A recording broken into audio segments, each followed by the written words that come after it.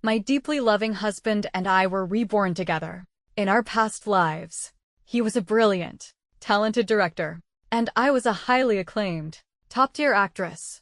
We were a power couple, achieving lifelong glory side by side.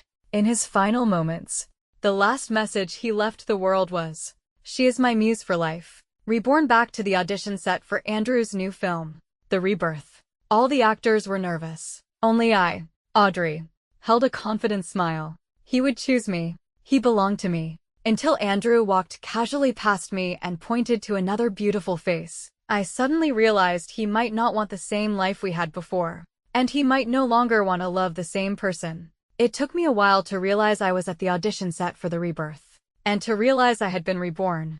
For a moment, I wondered why I had been given a second chance. Speaking boastfully, I considered my previous life flawless and without regret. Professionally, I was an infinitely glamorous film queen, having taken home the Oscar for Lifetime Achievement. In my personal life, although we chose to be childless, I had the most loving husband in the world, Andrew. We met through The Rebirth, and from being two unknowns in the film industry, we ascended together to the pinnacle of cinema. Everyone said we were the union of two geniuses, an eternal love myth in the entertainment world. The only regret, perhaps, was working too hard when we were young. Andrew passed away at the age of 60. Before he died, he held my hand and said I was his muse for life. I cried uncontrollably, squeezing his hand in return. "If there is a next life, I want to keep loving you." Andrew smiled and closed his eyes forever. After his death, I followed him within 2 years. Having succumbed to overwhelming grief, I opened my eyes and found myself here. I was 19 years old, a sophomore at film school, about to make my official debut as the female lead in The Rebirth, embarking on a path of limitless stardom. Although I still didn't understand the reason for my rebirth, I calmly accepted it. Why not live such a happy life all over again? He's here. Director Andrew is here. He's here to announce the audition results. Someone shouted a few times, and the bustling set fell silent. I looked up, my gaze fixed on the young man walking towards us. He wore a simple black shirt, sleeves casually rolled up to his elbows, revealing strong forearms. His expression was somewhat stern, yet held a familiar tenderness. My heart skipped a beat. It was Andrew. Young Andrew. The girls next to me whispered, "Director Andrew is so handsome. He could totally rely on his looks, but he chooses to use his talent in the industry." I couldn't help but chuckle inwardly. In a few years, he would become the unkempt, scruffy director who never washed his face or combed his hair, hole up in the editing room all day. But I never loved Andrew for his appearance. At this point in time, Andrew had just won a new director award. While not a major award, to us film school students, he was already a powerful figure. Who do you think Director Andrew will choose? I was so nervous just now. I messed up my performance. I hope I can at least snag a minor role. Everyone present looked tense, except for me. I smiled confidently. The more they praised him, the more satisfied I felt. This brilliant man had eyes only for me, Audrey. From the very beginning, he loved me for a lifetime, cherished me for a lifetime, and even professed his devotion as he drew his last breath. I looked up, locking my gaze on Andrew. Maybe it was my imagination, but his eyes seemed to meet mine too. I offered him a smile, but the next second, Andrew's gaze coolly shifted away. "We have selected the female lead for The Rebirth." He picked up a notebook, his voice low and calm. "Sophia." Everyone's eyes immediately darted to a quiet girl sitting in the corner. The girl widened her eyes in surprise, her cheeks flushed and timid, like an innocent little fawn. I was stunned. Why didn't Andrew choose me, as he did in the last life? What happened? I was supposed to be the female lead of The Rebirth. It was not only my debut work, but also the signature role of my career. My heart felt confused and unsettled. Did my rebirth cause some kind of butterfly effect? Where did things go wrong? In the previous life, Andrew had told me that the moment he saw my audition, he knew I was the only possible lead. "Audrey, you were born for cinema. Even though you were only 19 and had never played a lead role when you auditioned for The Rebirth, I was immediately certain your acting career would be limitless." Andrew's later confessions made me blush and feel ecstatic. But why? Now, did he choose someone else? I clenched my hands. my fingertips trembling with anxiety. Without the rebirth, how would Andrew and I even cross paths in this life? In the previous life, during the filming of the rebirth, Andrew and I began to understand each other and develop feelings. But due to our 7-year age gap, we didn't rush into dating. What truly brought us together was the failure of the rebirth.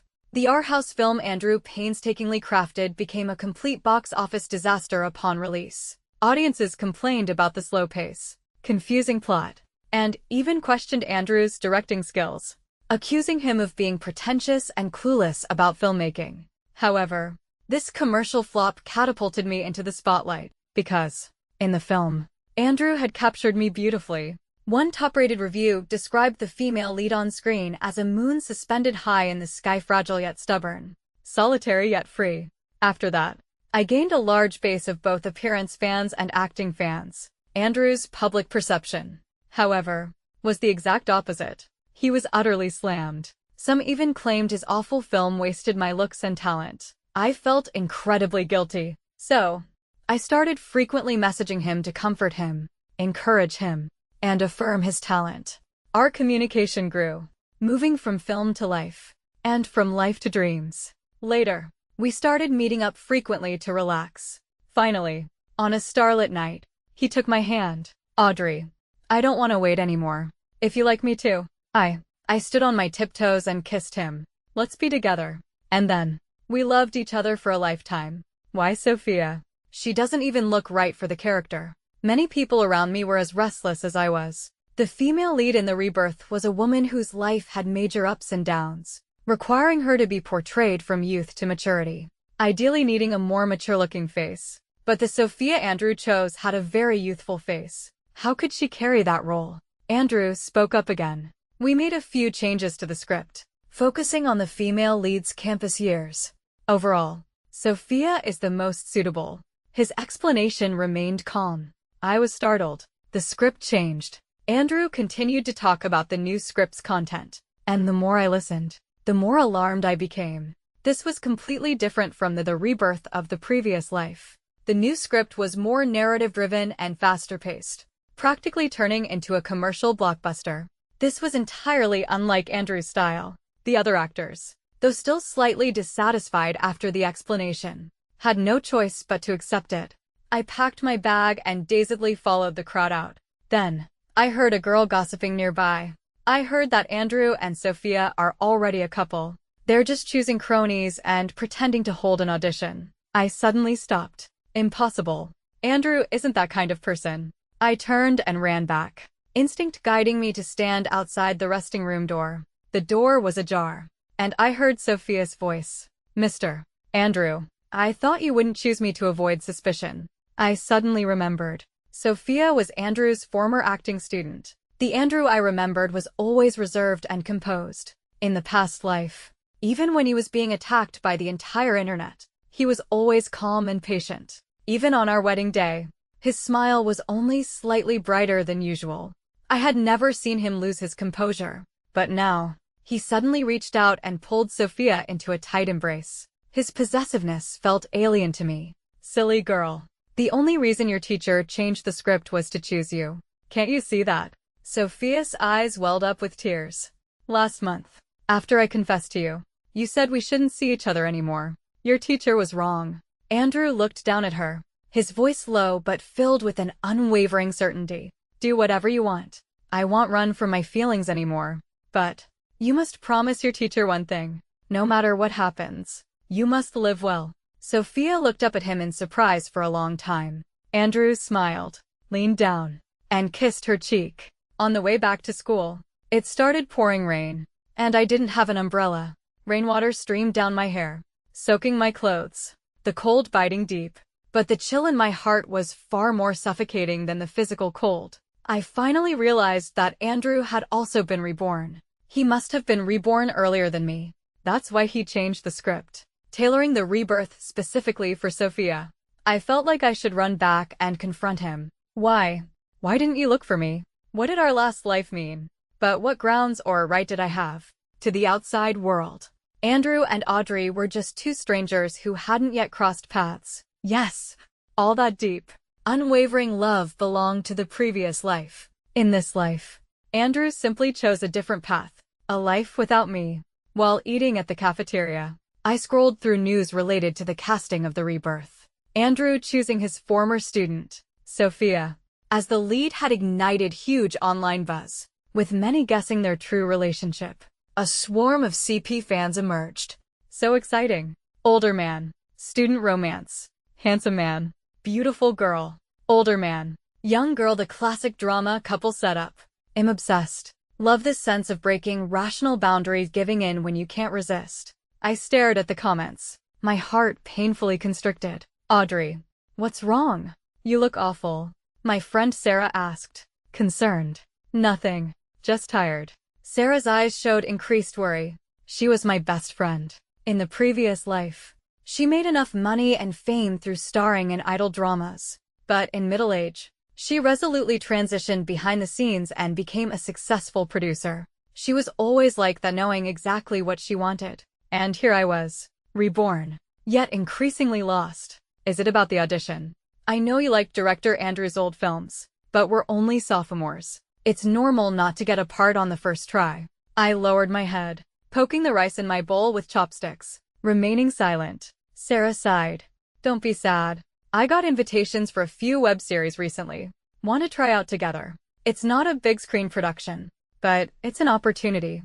I'll think about it. I whispered, my mind in turmoil. The events of the last life replayed slowly in my head, like a film. The details I had ignored then now pierced me with their clarity. I remember when I first noticed Sophia, shortly after Andrew and I publicly announced our relationship. Sophia confronted us backstage at a press conference. She's only a year older than I am. Why is she acceptable? And am not? Andrew stayed silent for a long time. It's not about age. I'm your teacher. You're my student. His tone carried a weariness I had never heard before. Sophia burst into tears. She turned and ran, her back as fragile as a falling leaf. Later, Sophia acted in many roles but never gained fame. I heard she dated a company CEO, and later was exposed as the mistress. With overwhelming public condemnation, she chose suicide. After the news of Sophia's suicide broke, Andrew locked himself in his study alone, staring into space for a long time. I simply assumed he was sad about the loss of a student. Every year after that, on the anniversary of Sophia's death, he would go to her grave. I accompanied him for 2 or 3 years until I had a conflict with an international film festival and regretfully said I couldn't make time. Andrew said, "You're so cold." I was shocked. Sophia and I weren't close. Accompanying him for 2 years was more than enough consideration. How could Andrew say that to me because of her? But then I thought, he directs art films, so perhaps he's just overly sensitive and emotional. Later, Andrew apologized.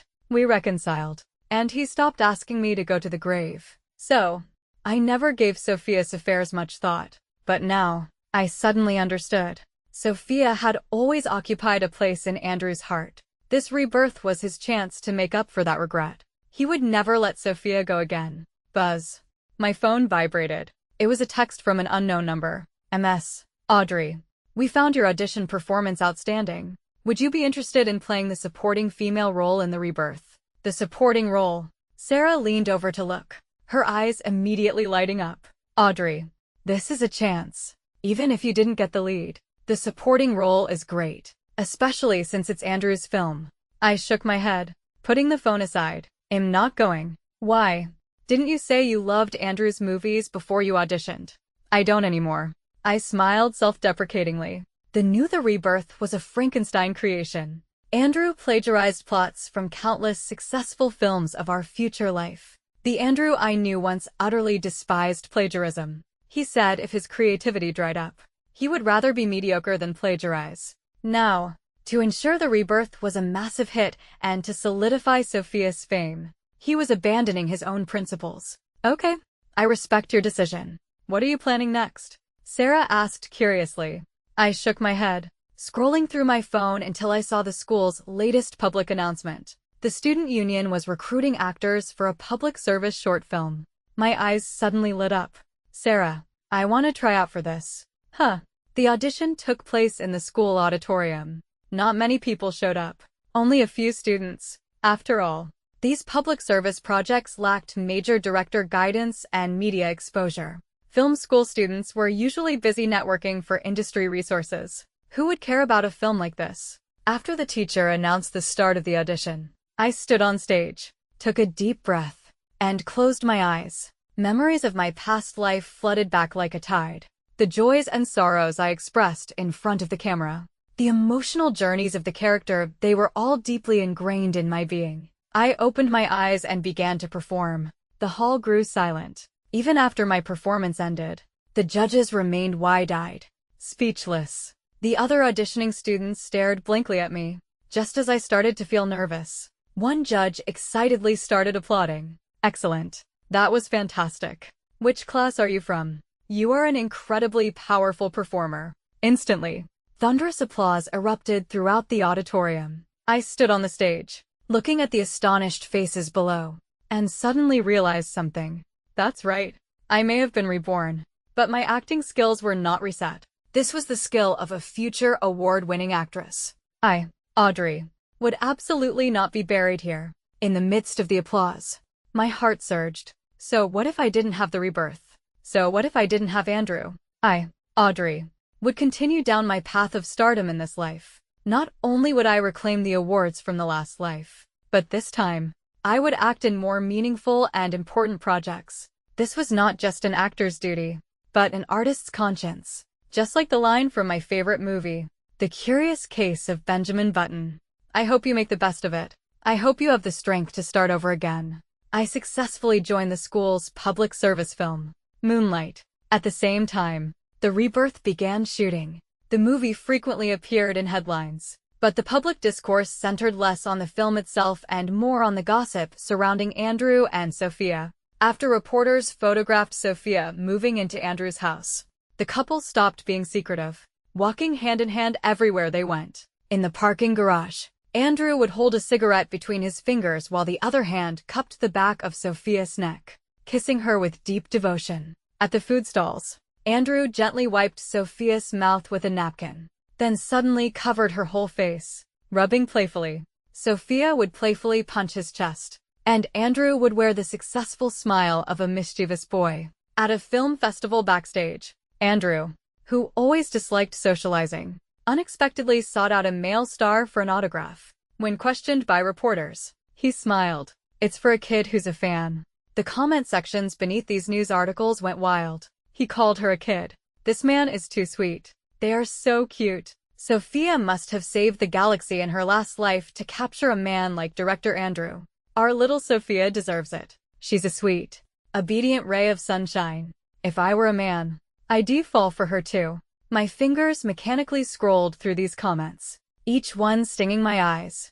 I had never seen this side of Andrew. Vibrant, lively, full of youthful energy. So, this is what he looks like when he meets his true love. 2 months later, the rebirth finished shooting and entered post-production. The overwhelming gossip finally quieted down. Meanwhile, our school's public service film, Moonlight, was released. It had no marketing, no hot topics. It was simply pushed briefly on the school's official website and public account. On the poster, a girl stood alone with her back to the gray school building, moonlight spilling onto her shoulders. Below was the caption, "Dedicated to all souls struggling in the darkness." Moonlight told the story of a young, disabled girl from a poor, patriarchal family who fought her way out of the mountains by earning a university acceptance. A day passed. The views didn't exceed 10,000, and there were only a few dozen comments and shares. But we were all calm. This was typical for a small-budget public service film. Some things are filmed not for heat, but to convey a message. We poured our full energy and enthusiasm into the production, and that was enough. Until that evening, our group chat suddenly exploded. "Oh my god. Oh my god. Our public service film is trending. Audrey, hurry and check. So many people are praising your performance." I opened Weibo in surprise and found the trending topic originated from a famous film critic who had reposted our film. The accompanying text read, "Compared to certain commercial films that thrive on gossip and hype, this is what people should be watching." Overnight, the popularity of Moonlight spread like wildfire. Netizens offered extremely high praise. Wow! I cried. This is real cinematic art. All girls should watch this. Education really is our best way out. Many also noticed me, the female lead. To act like this at 19 is genius. God is spoon-feeding her talent. The lead actress is stunning. And her acting is phenomenal. Instant follow. The organic traction grew rapidly. Various highlight clips of Moonlight went viral on short video platforms. Within a week, the view count surpassed 1 million. Even the official National Film Channel reached out to us for an interview. When the host asked about my creative ideals, I smiled. I am too young to talk about creative ideals. For now, I just want to deliver good content to everyone. I hope that even where the sun can't reach, the moonlight can shine in. The reaction online was even stronger. This is a true actress not acting for fame, but to convey value. She's so much better than those empty-headed actors who rely on gossip. Everyone, learn what it means to have substance. I could tell that many users were subtly dragging the rebirth, which was drowning in constant gossip. Andrew must have realized this too, but for some reason, he still liked our public service film and reposted it. A very good public service film. The lead actress performed well, exceptionally well. Her future will certainly be limitless. I stared intensely at the post, my eyes suddenly stinging. The memories I had intentionally tried to forget came rushing back. Andrew, at 26, crouching in the corner of the rebirth set, warming 19-year-old Audrey's freezing hands under his coat. Andrew, at 27, pinning Audrey against the editing room door during her set visit, his breath hot. I haven't seen you for 2 months. I can't wait until filming wraps. Andrew, at 30, standing at the end of the red carpet, gently wiping the corner of Audrey's eye. I will love you for my whole life, in poverty or wealth. A lifetime was so long, yet he had genuinely kept his word. But why was his love only meant for one lifetime? We walked so many red carpets, through starlight, through the years. Our laughter, our tears, our shared connection, our dreams for the world. To Andrew, it had all become a film that had finished screening. In this life, did none of it count? The flood of memories receded. The cold wind cleared my head and dried the tears in my eyes. Audrey, this has to be the last time you cry for him. I fiercely wiped away my tears, opened my Weibo follower list, and unhesitatingly blocked the new follower. Director Andrew. The success of Moonlight was a key that opened the door to the entertainment industry for me. As a sophomore, I already had continuous offers for roles. Soon, I formally started shooting my first feature film as the lead, The Small Tree, a humanitarian film about a deaf-mute painter. The director was also a newcomer. To save money, the film had no grand sets or complicated special effects. More than half of it was shot on location in public parks and streets. But the script was deeply sincere. It held the director's honest heart, just like the Andrew of the past. Meanwhile, the rebirth was completed and released. It was, unsurprisingly, a massive hit, dominating all social media platforms with non-stop trending topics. After all, Andrew had borrowed so many plot devices from future blockbusters. If the rebirth hadn't succeeded, I would have questioned whether his talent had stayed in the last life. After the film's release, it received mixed reviews. Many critics scoffed. Shallow, overly commercial, lacks core substance. Director Andrew has sold out to the market. His style is completely different from his award-winning debut. Sophia's face is not suited for the big screen, and her acting is mediocre. She should start with television to train. But undeniably, the film was hot, Andrew was hot, and Sophia was hot. From then on, we were on entirely different paths. I continued to focus on perfecting my acting, never overexposing myself through variety shows. When choosing roles, I didn't care whether the co-stars were famous, the director was a big name, or the investment was large. I only cared if the script moved me. While not every film I made was a smash hit, and many had mediocre box office returns, my reputation in the industry grew steadily. I gained a cohort of incredibly loyal fans and won my first major acting award earlier than I had in the previous life. Andrew, conversely, became completely different from his past self. Or rather, I could tell he was struggling within himself. After directing 2 massively successful commercial films, he suddenly announced plans to shoot an art house film. but Sophia seemed utterly unsuited for the aesthetic of an art film. The media repeatedly photographed the two arguing on set. Once, Andrew allegedly threw the script at Sophia's face, calling her obtuse. Later, Andrew replaced the lead actress in the art film with an unknown newcomer. Although he and Sophia were rumored not to have broken up, she no longer starred in his films. Without Andrew's custom-tailored roles, the two films Sophia took on independently both flopped. The film industry slowly began to abandon her. She shifted her focus to popular television dramas and frequently appeared on variety shows. This allowed her to barely maintain relevance and heat. We had both established our own lives. I thought Andrew and I would never cross paths again in this life. But we met at a film award ceremony. As fate would have it, our seats were next to each other. When I found my seat, adjusting my gown, Andrew was already sitting there. He wore his usual well-fitting black suit. He had a cigarette in his hand, which he extinguished immediately upon seeing me, his eyes widening. "AUD, Audrey." "Hello." I nodded, calmly taking the seat beside him. The lights dimmed before the awards ceremony began. Clips from the nominated films played on the large screen, accompanied by applause and cheers. "I saw your new film, The Empress." He suddenly spoke, his voice as light as a feather. "You were excellent." "Thank you. Not just the new film. I watch every one of your films. You truly are the most inspired actor I've ever seen. Actually, I've always wanted the chance to collaborate with you." I paused, turning to look at Andrew. The outline of his profile looked somewhat gentle in the dim light. He smiled. "I just don't know if you would consider me worthy." "Please." "Director Andrew, you are a very accomplished director. It's just that my preference in scripts might not align with your style." I spoke calmly, a trace of surprise creeping into my heart. I assumed Andrew, like me, didn't want any contact in this life. Perhaps this was just standard professional courtesy, not to be taken seriously. Rejected. A moment of confusion flashed across Andrew's face, and he said no more. I thought our conversation would end there. The Empress won numerous awards again, while Andrew's film only received nominations and no wins. After the ceremony, I finished my media interviews and prepared to leave. But he followed me out. "Do you have a ride? I can give you a lift." I hesitated, then replied, "Yes. My assistant is picking me up." He didn't speak again. It was raining heavily outside. My assistant's car was still en route, but Andrew didn't get into his own vehicle. He just waited with me on the roadside. In the silence of the rain, he suddenly spoke.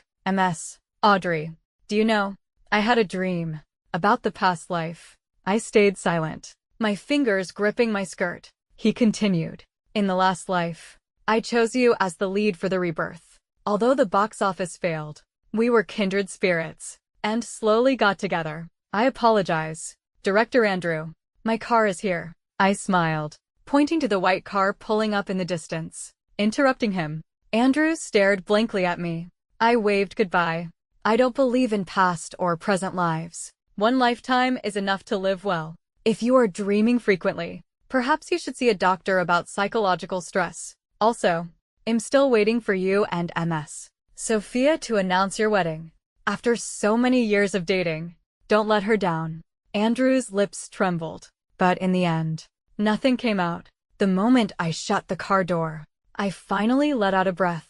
My assistant asked curiously, "Sister, what was Director Andrew talking about? Was he inviting you to star in a film?" "Nothing. Just casual conversation." The car drove into the rain curtain, the street lights blurring into indistinct spots of light. I felt uneasy. What exactly did Andrew mean by telling me all that? My unease was not unfounded.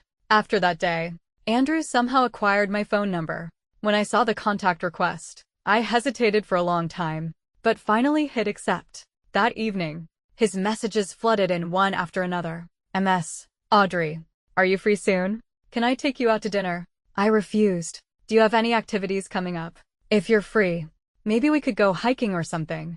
I said I was preparing physically for my next film and wasn't going out. "Do you have any favorite movies? Which actors do you like?" Andrew even preemptively mentioned many films and actors, all the ones I had loved in my past life. Having lived two lives, I wasn't so dense that I couldn't understand his intentions. He was expressing interest. He wanted to pursue me, but I felt even more perplexed. What happened between him and Sophia? Andrew started messaging me frequently, the messages piling up. Since we often crossed paths in the industry, I couldn't just block him outright. After much consideration, I decided to meet him to clear things up. Let's go out for dinner tomorrow.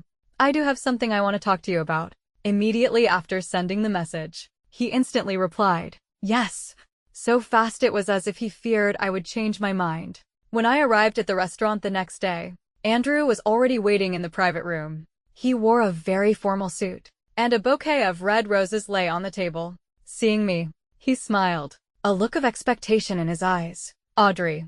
I kept my tone formal. Director Andrew. He gave an awkward smile and pointed to the menu. I already ordered the dishes. Check to see if they're what you like. They were. Of course. All my favorites from the previous life. He remembered them clearly. I nodded and sat down across from him. You finally agreed to have dinner with me. That's wonderful. Andrew was beaming, seemingly a little shy. He poured me a glass of water. We are adults. I don't want to be coy. The truth is, you like me. You want to pursue me. Andrew's face instantly flushed bright red. I smiled, taking a sip of tea. Then why didn't you pursue me when you were first reborn? Why did you choose Sophia first? Andrew's face went instantly pale, his lips trembling. Audrey, I, like you, was also reborn. I stated calmly. The air settled into silence. We stared at each other wordlessly for a long time. Finally, he spoke, his voice hoarse. When did you come back? At the audition for the rebirth. At the rebirth audition. 6 years ago. Andrew murmured, his eyes suddenly filling with disbelief. Then why didn't you look for me? Why didn't you confront me back then during the rebirth? The lead role. Sia-chan, she was a character you loved deeply.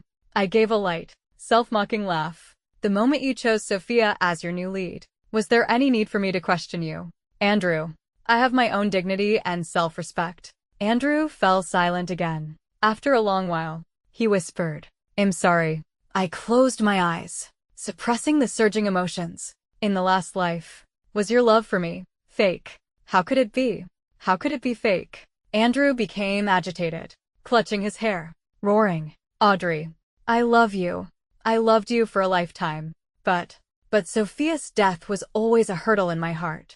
I kept wondering, if I had accepted her back then, if I had been with her, would she have avoided what happened later? I thought, even if we weren't together for long, just if I truly acknowledged her, stayed with her for 2 or 3 months. I admit I had a minor fondness for her in the past life. But it wasn't love. Not compared to my love for you. It's just that after she died, that feeling became an obsession. You and I had a perfect life. But my obsession with her wasn't resolved even at death. So you were reborn and chose her instead of me. I cut him off, my tone calm but icy. You wanted another life. Andrew. No, that's not it. Not entirely. Andrew shook his head.